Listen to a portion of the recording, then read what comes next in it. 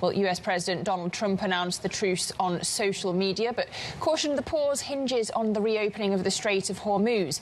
Iran's foreign minister said safe passage through the waterway will be possible during that time, vowing that Iran will cease defensive operations if attacks are paused. Pakistan, a key mediator, meanwhile, says that it'll host talks on Friday, though the US is yet to confirm its attendance. For more, I'm joined by Bloomberg's Washington Deputy Bureau Chief Laura Davison and Bloomberg's Horizons Middle East and Africa anchor Joumanna Bercetche. Welcome to you both. Laura, I want to start with you. What do we know about the terms of the ceasefire? How did it get over the line when previously Iran had rejected the idea of a temporary pause? And when does it begin? Yeah, so this ceasefire agreement has two big pieces. One is that the U.S. and Israel will agree to halt strikes on Iran in exchange for Iran agreeing to open up the Strait of Hormuz to traffic from oil tankers and others, some 800 vessels that have been backed up there.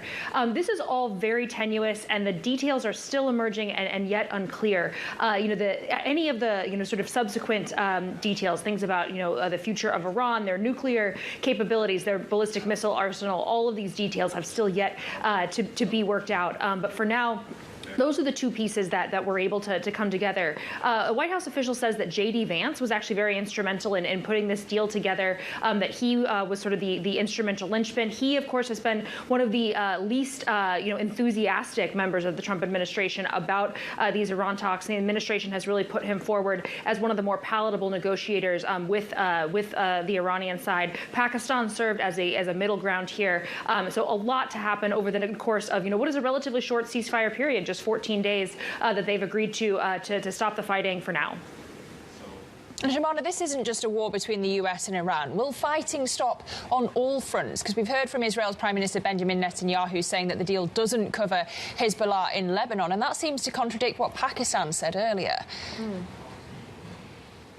Well, you raise a very important point here, Lizzie, which is whether all parties are going to subscribe to the terms of the ceasefire. And at this point, we don't know whether the ceasefire is actually going to translate to a durable peace resolution. That is the big question in everyone's minds today.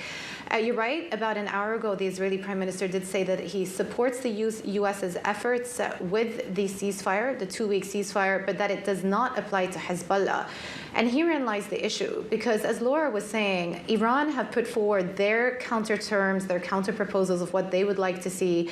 Overnight, the National Supreme Security Council of Iran published 10 points, a very long missive that they published.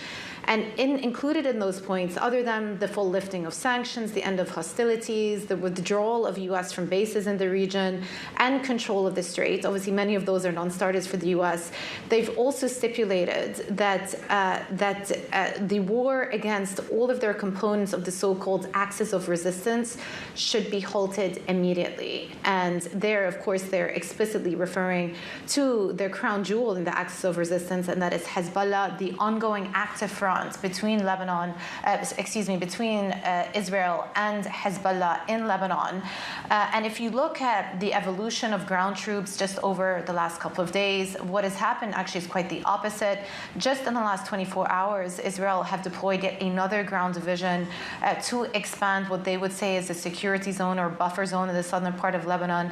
They've got about 50,000 committed troops in the southern part of Lebanon. Airstrikes are continuing.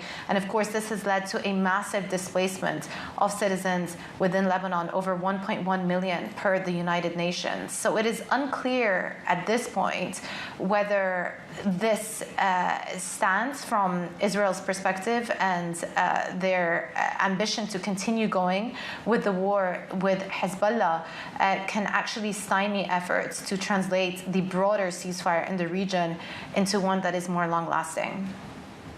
So, Laura, what's next then for peace talks?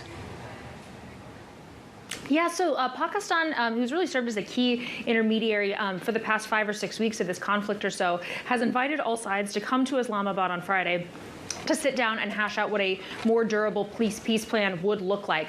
I'll note the White House has not yet confirmed their attendance. Carolyn Leavitt, the press secretary, has said those details are still being worked out, so it's not clear exactly when or where all sides will sit down. I'll note that, with just a 14-day timeline, any delay there could, prove to be problematic for getting a lasting deal in that short 2-week period. This also really just underscores how tenuous everything is. This came together very quickly, really just in a couple hours, in Tuesday, over to the course of the day, Tuesday in the U.S. And there's a lot that still needs to be worked out, much less just where they're going to sit down and have these initial phases of talk.